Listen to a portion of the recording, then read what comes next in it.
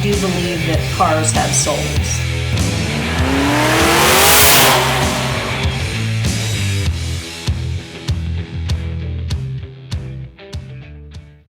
Welcome to part 2 of the 1962 Ford Unibody build called the Monster Hauler. With the new engine back from Tim, I couldn't drop that shiny new pretty engine into this sorry looking engine bay, so it was time to get this thing pulled apart and cleaned and prepped and ready for paint. First thing was get the sheet metal pulled off and start degreasing this thing and digging down through the layers. The firewall cleaned up really well, as did the frame. Having come from Nevada, this thing was in really solid condition, just a little bit of surface rust, so it wasn't too bad to get it prepped and get some paint on it. The frame was just some black base coat, essentially. The firewall was a little more complicated. Since the plan was to do the truck in two-tone Wimbledon white and red, that started with the firewall, so I had to get it all cleaned and prepped and primered, and then prepped again, and then start to get some color laid in. If you know anything about prepping for paint, it's a multi-step process. The red looked really good. Considering I painted this in January, and with the low temps, I got some runs in the clear coat, but overall very happy with how it all came out. With the frame done and the firewall done with its two-tone paint job, it was now time to focus on the inner fenders. It's basically got the same treatment the frame did, which is base coat black with hardener in it, and it gives it more of a semi-gloss satin finish, eggshell finish if you like, and more of a factory look. With everything under the hood looking good, it was now time to get the engine dropped in. I think the colors all come together very nicely. What do you guys think? The red firewall, almond colored block, black valve covers, black headers. I think it looks pretty killer.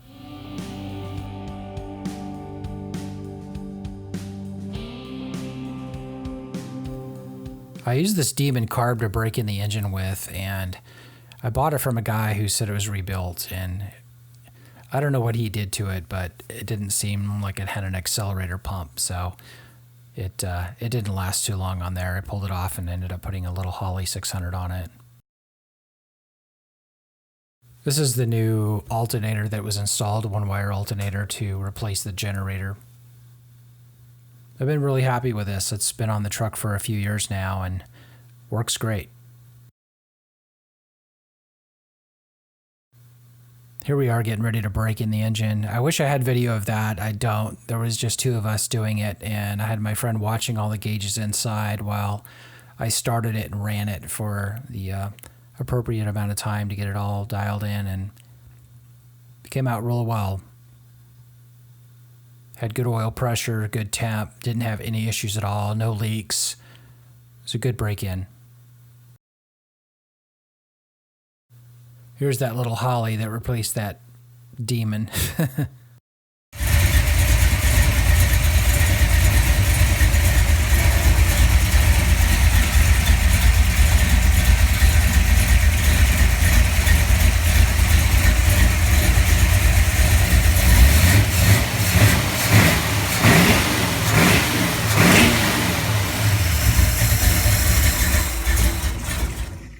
Yes, I know the choke flap was flapping all about, so stop typing.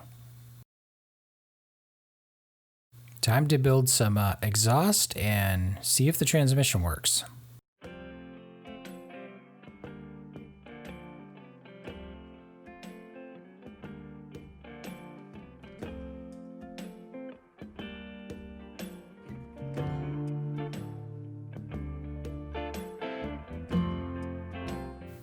There's my budget built exhaust. I ordered this kit from Summit Racing and then got some used Flowmasters. So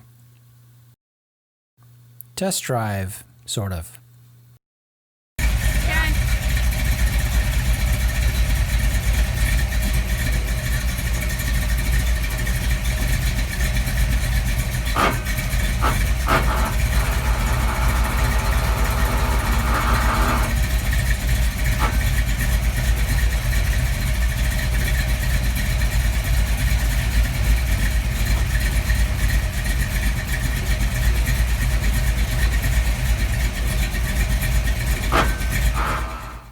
So there's just a lot more of that grinding sound going on for the rest of this video.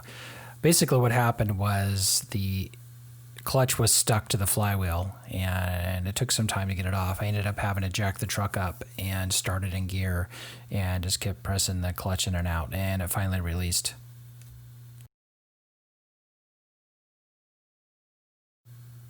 Since I didn't have the original radio and somebody had cut a big hole in the dash, I just went ahead and made a plate and just welded it up and shaved it all up.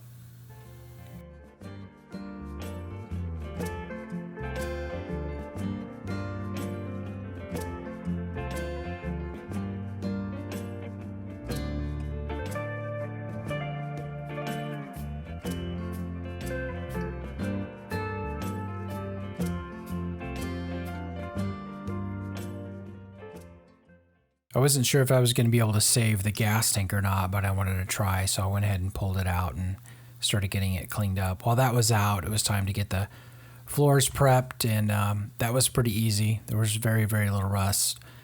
Coming out of Nevada, this thing is really, really solid. So got the floors all cleaned and put a couple of coats of POR 15 down. Then just a matter of prepping and sanding and primering and all that good stuff.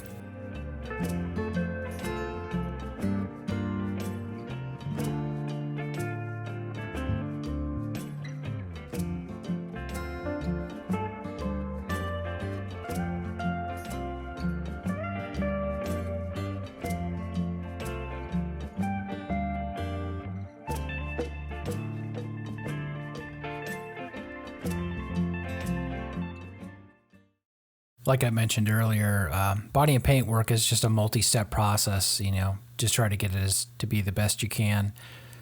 Sand and primer and sand and primer, sand and primer, and then finally get to lay some color down. So this is the Wimbledon white going down here.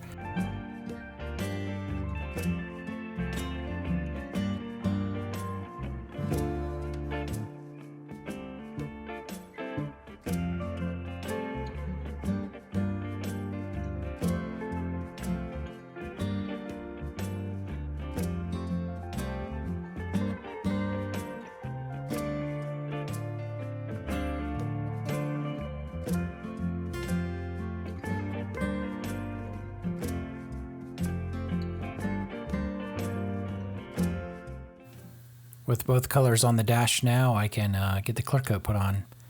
There's a couple different ways to do this. Some people will spray the base, then clear it, and then spray the other color of base, and then clear it. You know, it's more of like personal preference, really. With the dash all done, it's time to get the rest of the interior of the cab sprayed white. And my daughter again. Isn't she cute?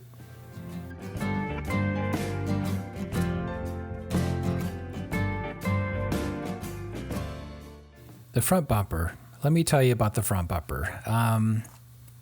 Plans don't always go as planned.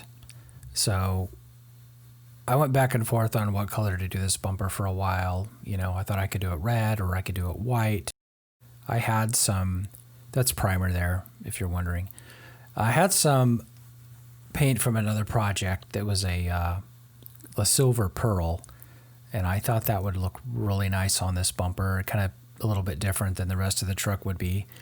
And so I got it primered, wet sanded. You can see it there. It's all wet sanded, all ready to go.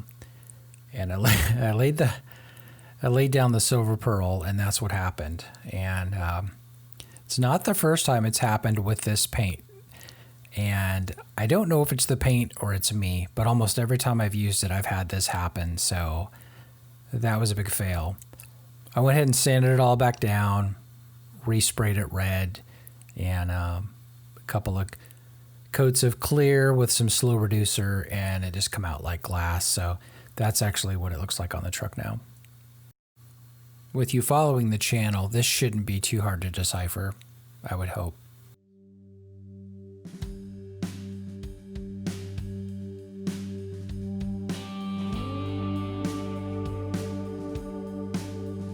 This is actually where the factory seam was, and I ground out all the seam sealer and then put POR 15 in there before I laid in the new seam sealer.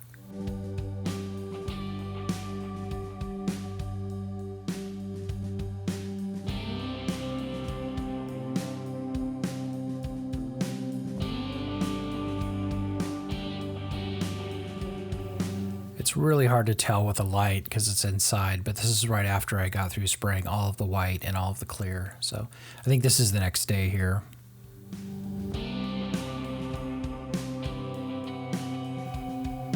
The electrical on this truck overall for being original was pretty decent. I didn't rewire the whole truck. It had one of these aftermarket blinker setups on it when I got it, and I looked online and they still make the exact same kind. The one that was on it was really decrepit, so I ordered one, I think, off eBay and wired it in and plugged it in the same wires and ended up working fine. All the gauges in the dash panel, the gauge panel, none of them worked. The only thing that worked was the speedometer, the mechanical gauge. So this gauge cluster was kind of rough, but I cleaned it up, painted it, cut some holes in it, put a couple of Stuart Warner aftermarket gauges in it for water and oil. And here's a nice old school tack to mount on top of the steering column.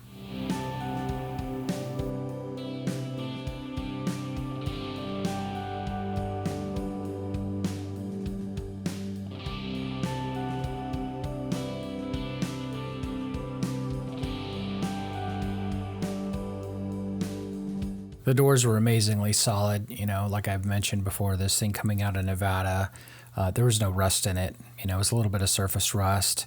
You know, I think there was more dirt on it than rust.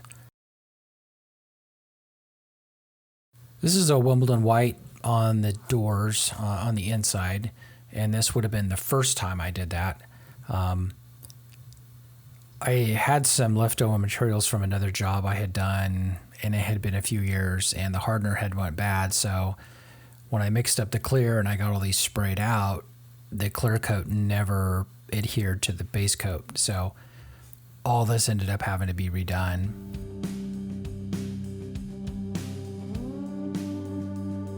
Looks can be very deceiving. It looks great. It looks awesome until it starts coming off in sheets. You just really can't tell until you start messing with it.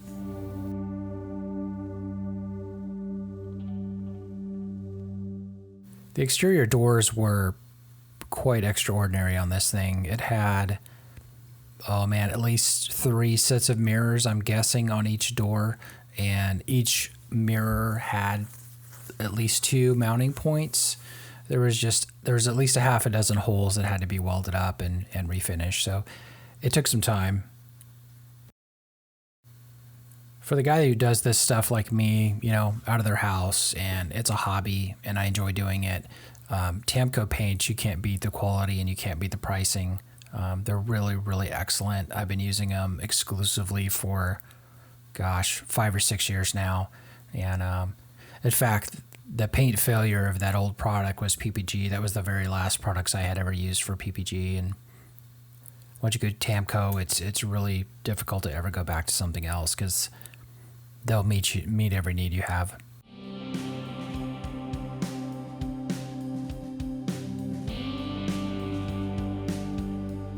For those that aren't familiar with doing body and paint, this is what you call guide coat. And guide coat is what you put on there before you start block sanding.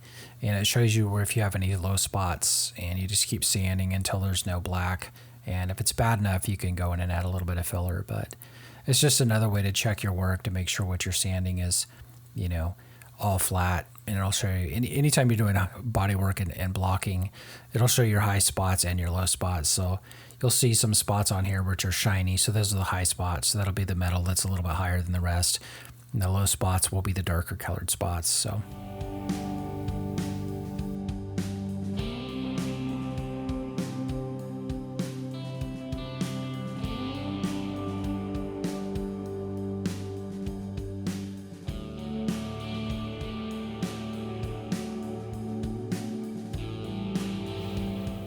and here's the base clear on the doors with the first two-tone.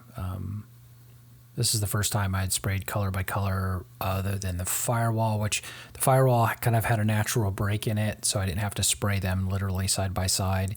So this is the first time I had to tape off the doors with just the body line between the colors, and they ended up blending together very well. So I shot them and cleared them separately from each other, and when you look at the line between the two colors, it looks the same. After a hot California summer, the little paint booth / Harbor Freight canvas tent doesn't hold up too well.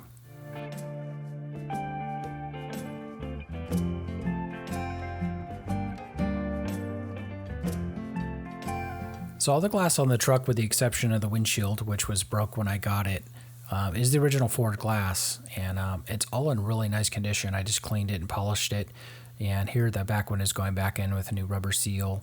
And I had my brother-in-law come over and help me install the front window. It's definitely a two-person job, especially with the molding going around it. It's quite a chore to get that all put together. These are the wing windows, which I chipped all of that old rubber out. It was like hard as a rock. And then there's the door glass back in.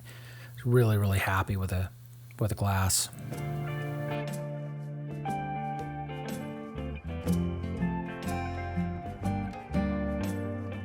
'62 Ford. This thing is, well over 50 years old now, and coming out of Nevada, the thing is just solid. I can't recommend highly enough to, look for those states if you're going to buy something vintage to work on. You're going to save so much money and time and effort buying something with original sheet metal on it instead of having to weld in patches, More guide coat, more blocking, usually takes 2 or 3 rounds of that to get it straight and ready for paint.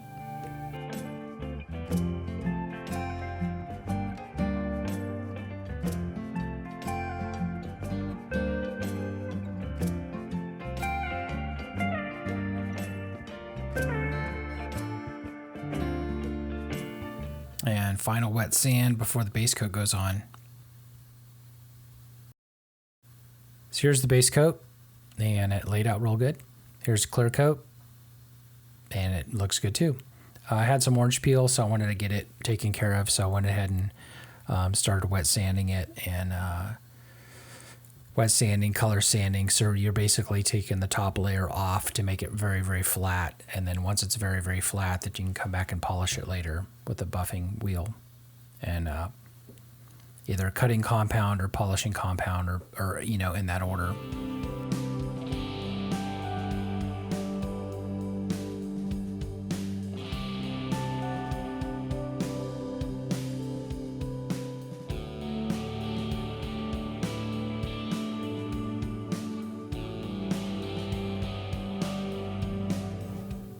Color sanding can be pretty time consuming, but if you take your time and do it right and then buff it, it's always worth it. You only have to do it one time, and then you can enjoy the fruits of your labor.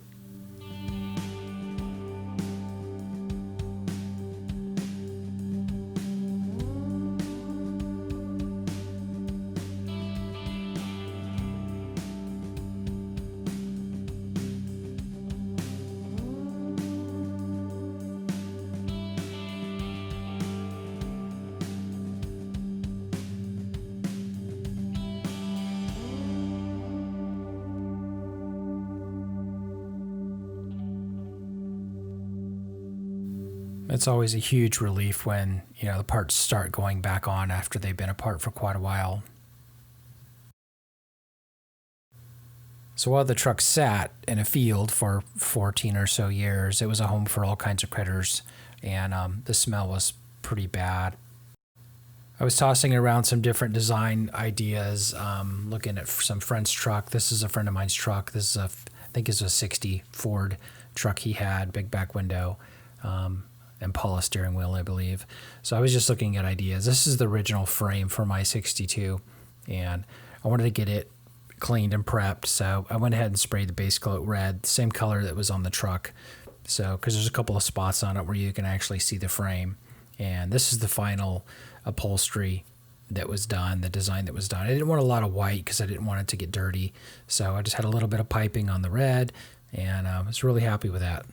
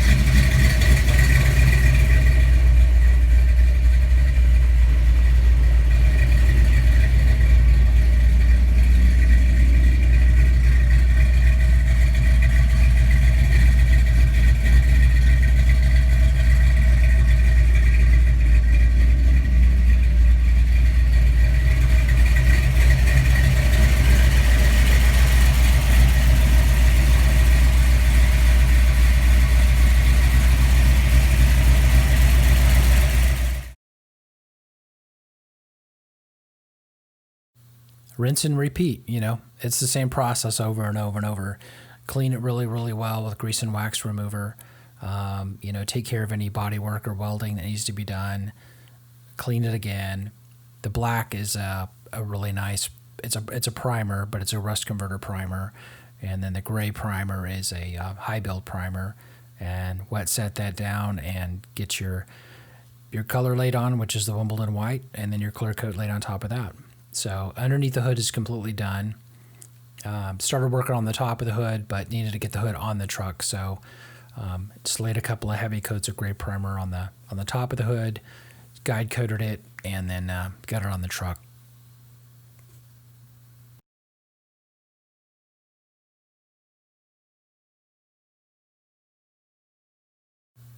The steering wheel that came with the truck was pretty rough, so I had this is off my 56 Ford Gasser, and I cleaned it up, fixed a few little cracks, and sprayed it black, and it came out pretty nice.